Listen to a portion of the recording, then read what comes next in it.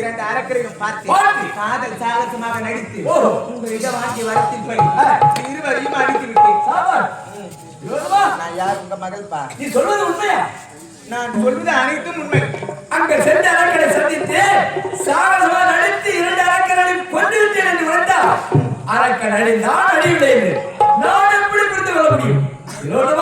அங்க ஆடி பாடி நடித்து அரக்கனை எப்படி சாகடித்தாயோ அங்க ஆடி போல ஆட வேண்டும், அங்க பாடி போல பாட வேண்டும். அப்படி ஆடி பாடி நடித்தார் அரக்கன் நடித்தார். வாய் மூடுங்கள். உங்களுக்கு என்ன புத்தி பேசிட்டு அப்பா? நான் யார்? மகள். உங்கள் மகள் அல்லவா? நான் அரக்கர்களை அழிப்பதற்காக தேவர்களின் குறை தீர்ப்பதற்காக அரக்கர்களிடம் காதல் சாகசமாக நடித்தேன். அரக்கர்களை காட்டினேன். நீங்கள் யார்? எங்கள் தந்தை அல்லவா? உங்களிடம் எப்படி இப்படியெல்லாம் நடந்து கொள்வது? காதல் சாகசமாக நடிப்பது அப்படி அவங்களை காட்டுவது அரக்க நடித்தார். அரக்க நடித்தார் அப்பா. உங்களுக்கு என் மீது ஒரு நம்பிக்கை கிடையாது. அவதான்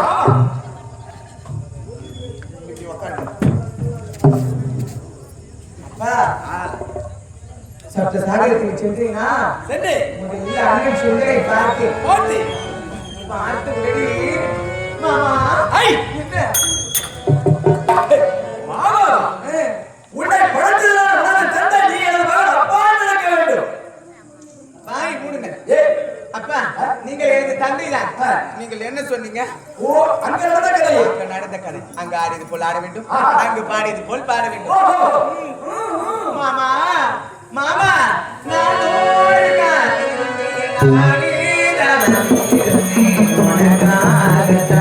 மாமா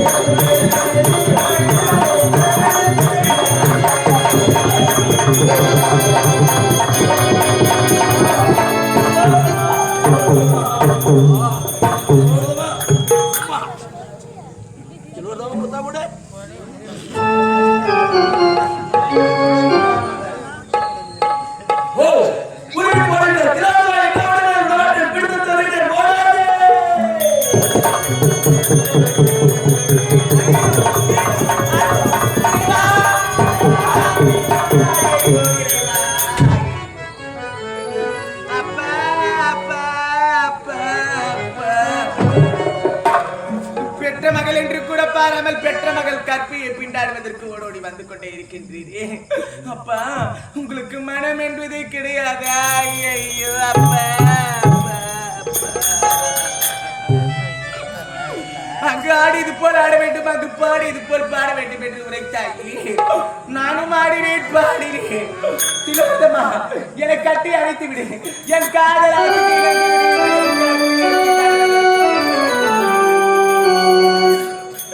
ஐயோ இறைவா, இவரிடமிருந்து நான் எப்படி தப்பிக்க போறேன் என்று தெரியவில்லையே. ஐயோ ஐயோ